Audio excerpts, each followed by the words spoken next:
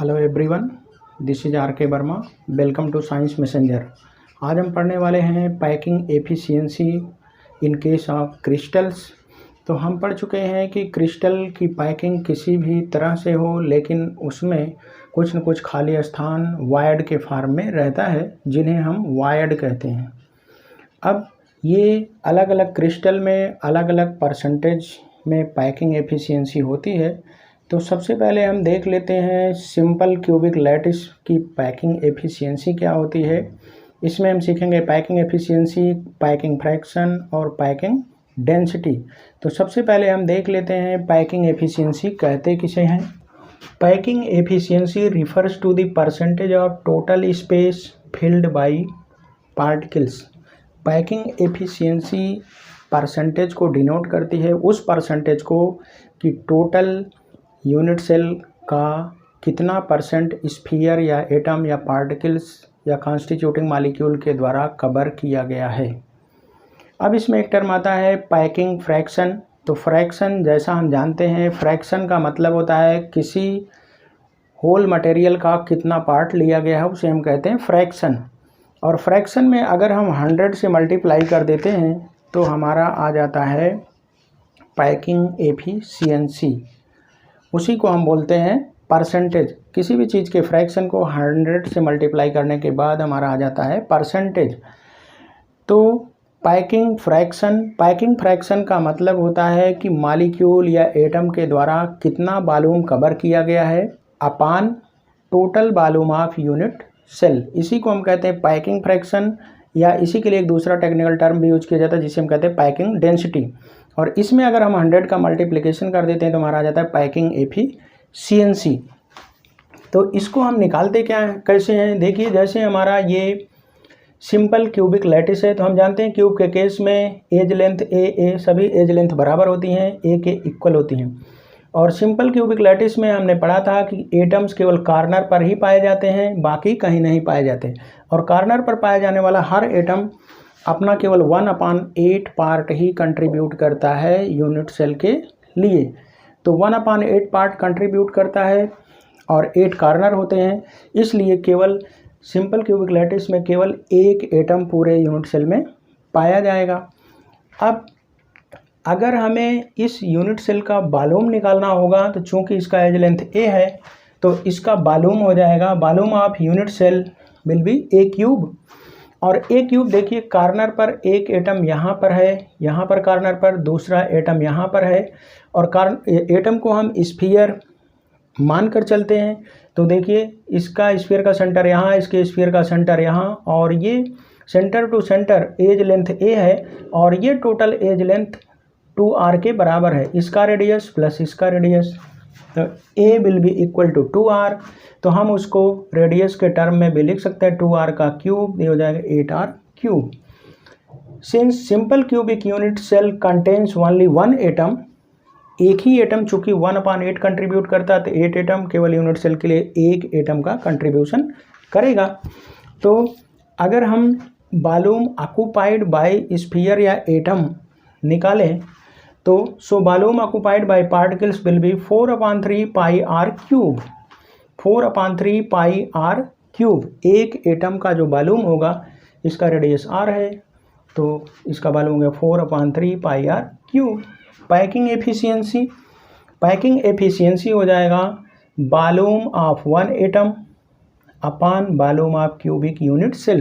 क्योंकि इस पूरे यूनिट सेल में एक ही एटम पाया जा रहा है, तो उसके द्वारा occupied volume 4/3 pi r cube होगा upon total volume of unit cell, तो ए क्यूब हो जाएगा। और एफिशिएंसी निकाल रहे हैं तो इनटू यहाँ हो जाएगा 100। अब देखिए volume of 1 atom 4/3 pi r cube, volume of cubic cell a cube, a equal to 2r, तो 2r का cube 8r cube into 100, r से कट जाएगा, ये 4 2 जा 8 2 3 जा 6 पाई/6 इंटू 100 आया। अब इसको सिंप्लीफाई करेंगे, 52.36% आता है, रफली हम इसको 52.4% मानते हैं। तो अब सिंपल क्यूबिक लैटिस का जो पैकिंग एफिशिएंसी है वो है 52.4%। कहने का मतलब सिंपल क्यूबिक लैटिस अगर हम लें तो उसमें एटम के द्वारा ऑक्यूपाइड वॉल्यूम पूरे यूनिट सेल में केवल 52.4% होगा। इसमें क्वेश्चन घुमा के पूछा जाता है कि what is the packing fraction और पैकिंग डेंसिटी और सिंपल क्यूबिक लैटिस। तो पैकिंग फ्रैक्शन या पैकिंग डेंसिटी और पैकिंग एफिशिएंसी में थोड़ा सा अंतर है। पैकिंग एफिशिएंसी परसेंटेज है, पैकिंग फ्रैक्शन और पैकिंग डेंसिटी केवल फ्रैक्शन है।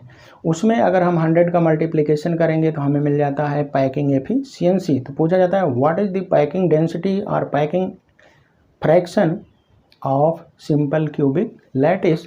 तो वो होता है π/6। पैकिंग डेंसिटी और packing fraction of simple cubic lattice is π/6। जब हम π/6 में किसी फ्रैक्शन में 100 का मल्टीप्लाई कर देते हैं तो आ जाता है परसेंटेज। तो इसी में हम जब 100 से मल्टीप्लाई कर देंगे तो हमारा आ जाएगा पैकिंग एफिशिएंसी, दैट इज 52.36, रफली 52.4%। अब देखिए पैकिंग फ्रैक्शन और डेंसिटी इसी को हमने निकाला, तो इसमें 100 का मल्टीप्लिकेशन नहीं होगा। तो अगर पैकिंग एफिशिएंसी और पैकिंग फ्रैक्शन में आप रिलेशन निकालना चाहते हैं तो packing efficiency will be equal to packing fraction into 100।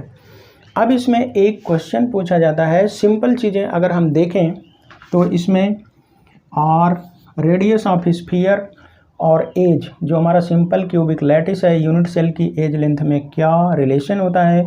तो यहाँ से हमने देखा a इक्वल टू 2r, यहाँ से यहाँ तक पूरा एज लेंथ a है वो 2r के बराबर है, तो r will be equal to a/2 for simple cubic lattice. दूसरा point, volume of atom 4/3 πr³, चूँकि इसका रेडियस r है और सिंपल क्यूबिक लैटिस में केवल एक ही एटम पूरे यूनिट सेल में पाया जाता है, तो इसका वॉल्यूम हो गया 1 × 4/3 πr³। 1 लिखा नहीं जाता तो 4/3 πr³ हो गया।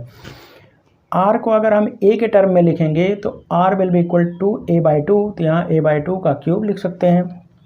पैकिंग डेंसिटी π/6, 100 का मल्टीप्लिकेशन नहीं करेंगे तो ये पैकिंग फ्रैक्शन और पैकिंग डेंसिटी। अब इसमें एक क्वेश्चन जो बहुत इंपॉर्टेंट है वो पूछा जाता है, percentage of wires. Percentage of wires in case of simple cubic lattice. तो हमने देखा पैकिंग एफिशिएंसी हो गई 52.4%। तो कहने का मतलब पूरे यूनिट सेल में 52.4% तो एटम या स्फीयर या मॉलिक्यूल के द्वारा कवर कर लिया गया।